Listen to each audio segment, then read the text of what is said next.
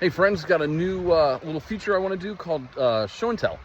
And when I was growing up, my favorite thing in school was show and tell. I'm sorry, I hurt my tongue. Hey guys, and one of my favorite things is my Blair Witch edition camcorder. I researched the type of camcorder that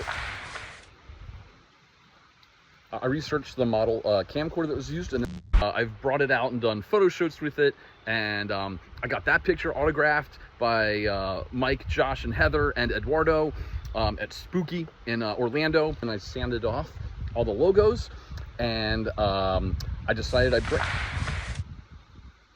thought I'd bring it to Coffin Rock, the original filming location from Blair Witch Project about 28 years ago. There's a little stick man in there. I don't know if...